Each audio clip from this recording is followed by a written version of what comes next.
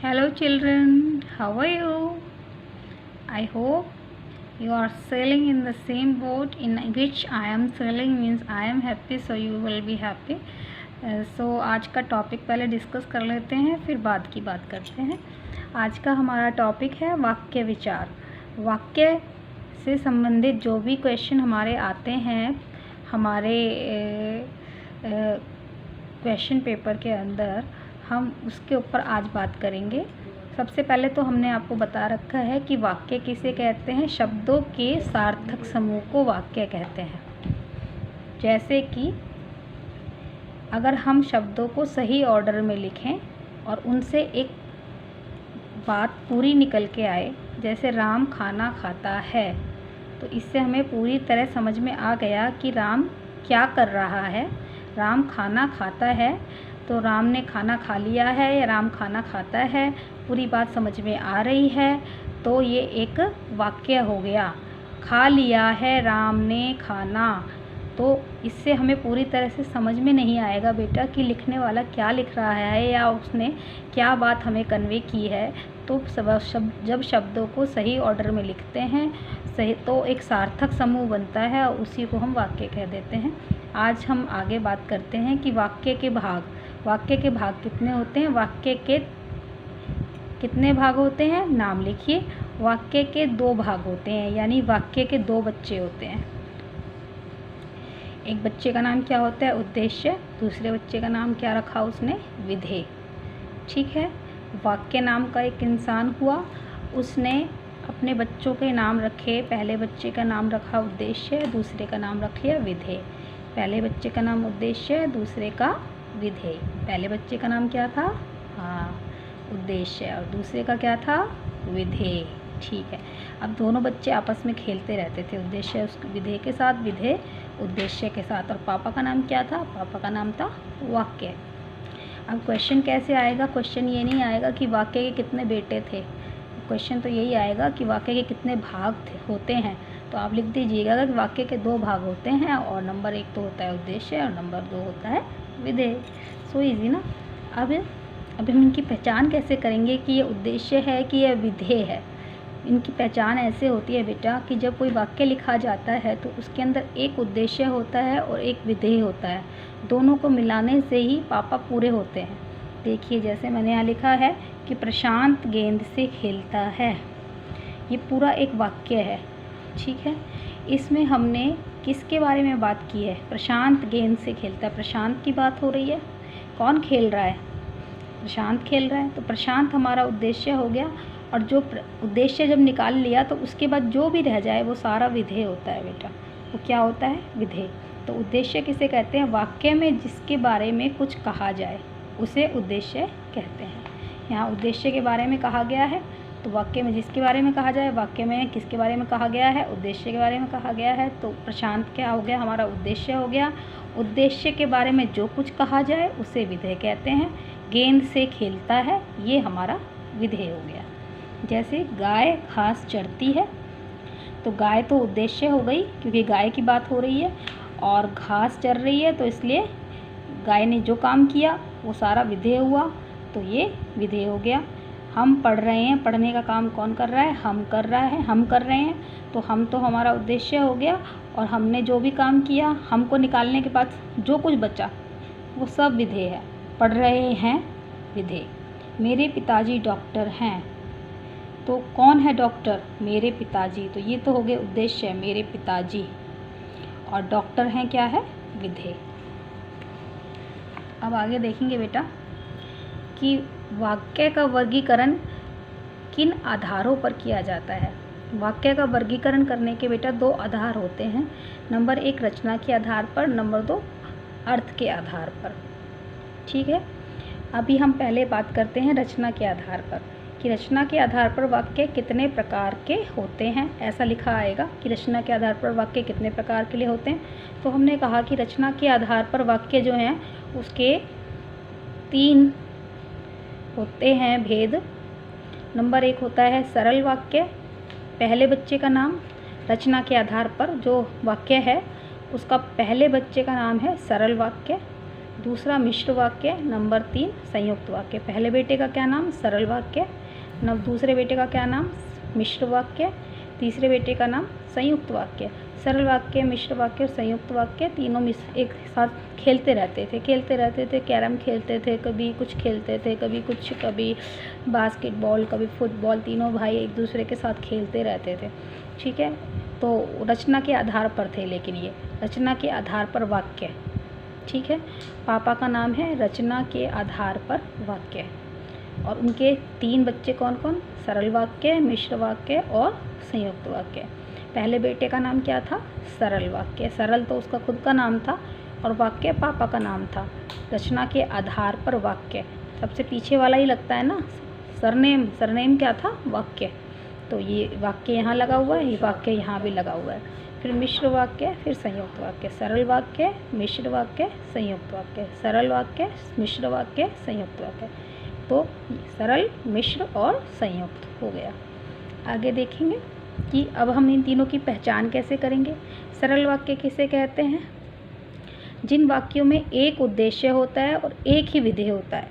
यानी कि जैसे राम खाना खा रहा है, इसमें खाने का काम कौन कर रहा है? राम कर रहा है। तो राम उद्देश्य हो गया और बाकी सारा क्या हो गया? हमारा एक विधेय हो गया। कितने हैं उद्देश्य? एक है। और विधेय कितने हैं? एक है। तो ये राम खाना खा रहा है कैसा वाक्य है? राम खाना खा रहा है एक सरल वाक्य है। समझ में आ गया बेटा? यह एक मिश्र वाक्य नहीं है, यह एक संयुक्त वाक्य नहीं है, यह तो एक सरल वाक्य है। क्यों है यह एक सरल वाक्य? क्योंकि इसमें एक ही उद्देश्य है और एक ही विधेय है। कोई भी आपसे पूछे तो आप उसे आसानी से बता दीजिएगा कि कैसे यह मिश्र वाक्य हो सकता है, आखिर भला कैसे ये संयुक्त वाक्य हो सकता है? बताओ, तुम ही बताओ। इसमें एक ही तो उद्देश्य है और एक ही विधेय है, तो फिर ये तो सरल वाक्य हुआ ना। तो मुझे आता है ना, ऐसे बोलेंगे ना आप। तो ऐसे ही कहिएगा कि राम खाना खा रहा है एक सरल वाक्य है। आगे आएंगे बेटे, संयुक्त वाक्य किसे कहते हैं? संयुक्त वाक्य जब दो सरल वाक्य होने चाहिए और उनको हम किससे जोड़ दें? और से जोड़ दें, या से जोड़ दें, किंतु या तथा से जोड़ दें, तो वो सब क्या कहलाते हैं? एक सरल संयुक्त वाक्य कहलाते हैं। जैसे उसने खाना खाया और वह सो गई, ये एक सरल वाक्य है। उसने खाना खाया, यहाँ तक एक सरल वाक्य है। वह सो गई, वो भी एक सरल वाक्य है। इन दोनों को हमने जोड़ दिया किससे? और से, और सीधा एक ही वाक्य बना दिया। दो वाक्यों को जोड़कर एक वाक्य बना दिया। किसका इस्तेमाल करके? और शब्द का इस्तेमाल करके। तो जब दो वाक्यों को जोड़कर एक वाक्य बना दिया जाए किसी एक शब्द के यूज़ के द्वारा, तो उसे हम संयुक्त वाक्य कहते हैं। जैसे कि उसने खाना खाया और वह सो गई, एक संयुक्त वाक्य है, यह एक सरल वाक्य नहीं है। यह तो एक संयुक्त वाक्य है कि उसमें एक उद्देश्य ये है, एक उद्देश्य ये है, दो उद्देश्य हो गए, दो विधेय भी हो गए। तो सरल वाक्य तो वो होता है जिसमें एक ही उद्देश्य होता है और एक ही विधेय होता है। सरल वाक्य है यह नहीं है, इसमें तो दो सरल वाक्य हैं और उसके अलावा एक और शब्द भी लिखा हुआ है जिसके द्वारा इसको जोड़ा गया है और एक ही वाक्य बना दिया गया है। तो यह एक संयुक्त वाक्य हो गया। जब दो सरल वाक्यों को और, किंतु, या, तथा आदि शब्दों द्वारा जोड़ दिया जाता है तो एक संयुक्त वाक्य बन जाता है। आप यहीं बैठेंगे या मेरे साथ चलेंगे? आप यहीं बैठेंगे, एक अलग सरल वाक्य है। मेरे साथ चलेंगे, ये एक अलग से सरल वाक्य है। दोनों को जोड़ दिया या से और ये बन गया एक हमारा संयुक्त वाक्य। आ गया बेटा? आ गया होगा मेरा ख्याल से। उसके बाद देखेंगे हम मिश्र वाक्य। मिश्र वाक्य किसे कहते हैं? जिन वाक्यों में एक पूर्ण वाक्य हो तथा एक या एक से अधिक आश्रित वाक्य हों, उन्हें मिश्र वाक्य कहते हैं। जैसे कि वह बहुत बूढ़ा था, ये एक पूर्ण वाक्य है, अपने आप में पूरा कंप्लीट सेंस दे रहा है कि वह बहुत बूढ़ा था। ठीक है जी, वह बहुत बूढ़ा था, एक पूरी बात समझ में आ रही है कि वह बहुत बूढ़ा था। अब सो मर गया, अगर हम इसको छिपा दें, सो मर गया, तो बात पूरी तरह से समझ में नहीं आ रही कि सो मर गया, कौन मर गया? कौन मर गया, किसकी बात हो रही है, किसके संदर्भ में बात हो रही है? यह एक आश्रित वाक्य है। जब तक इस वाक्य को नहीं लिखेंगे आगे वाले को, ये दूसरे वाक्य को हम समझ नहीं सकते। तो ये पूरा जो एक वाक्य बन गया जिसको हमने कॉमा से जोड़ा हुआ है, यह एक हमारा मिश्र वाक्य बन गया। उसने कहा कि वह बहुत बीमार है। उसने कहा कि, यहाँ तक अगर हम ना लिखें वह बहुत बीमार है, ये सारी बात पूरी समझ में आ रही है। वह बहुत बीमार है पूर्ण वाक्य है। उसने कहा कि, अगर हम इसको छिपा लें और उसने कहा कि, ये बात हमारी समझ में नहीं आ रही कि उसने कहा कि क्या कहा, क्या कहा, क्या नहीं कहा, कुछ समझ में नहीं आ रहा। तो इस वाक्य को इसके साथ जोड़ना ज़रूरी है। तो ये तो एक पूर्ण वाक्य है और ये एक आश्रित वाक्य है। तो इन दोनों को जब हमने मिला दिया तो हमारा बन गया एक मिश्र वाक्य। ठीक है बेटा, आ ही गया होगा मेरा ख्याल से। और अगर नहीं आया हो तो एक बार वीडियो को और ध्यान से देखिएगा, फिर नहीं आए तो एक बार और ध्यान से देखिएगा, आ जाएगा।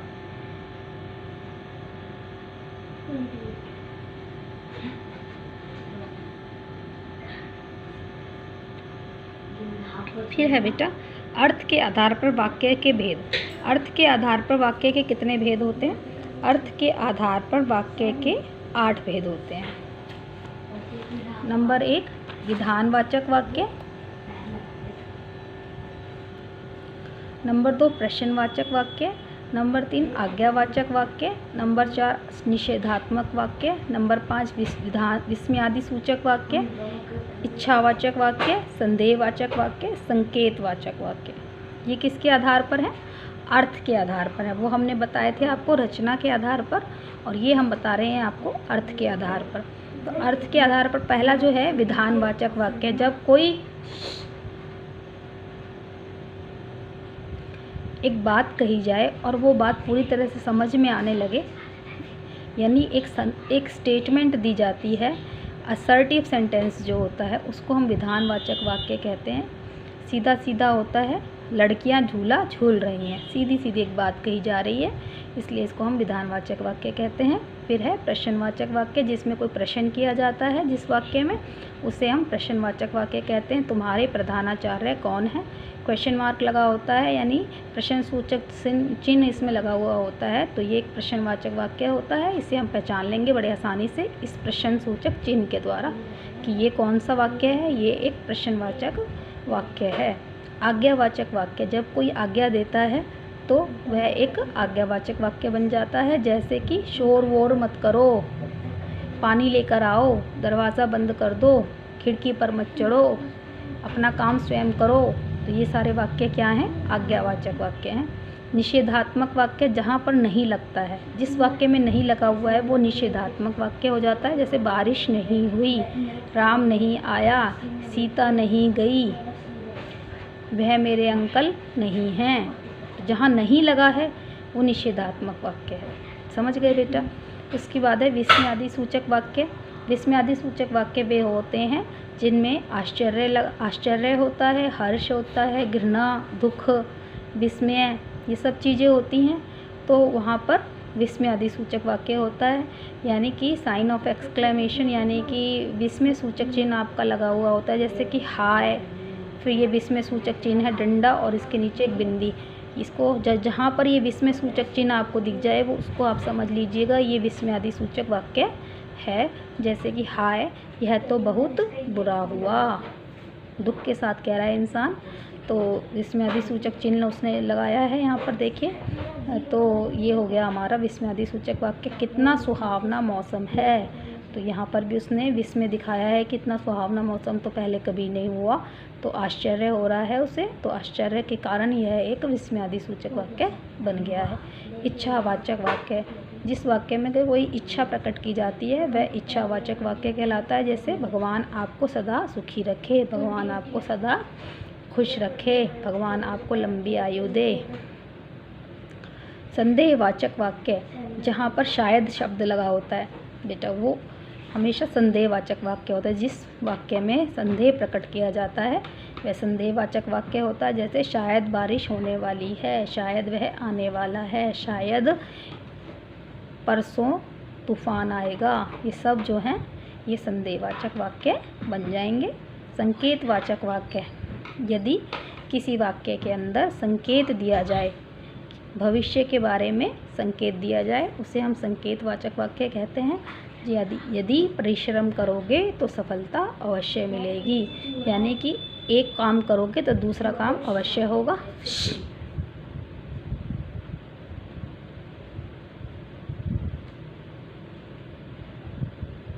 तो इसको हम संकेतवाचक वाक्य कह देते हैं बेटा।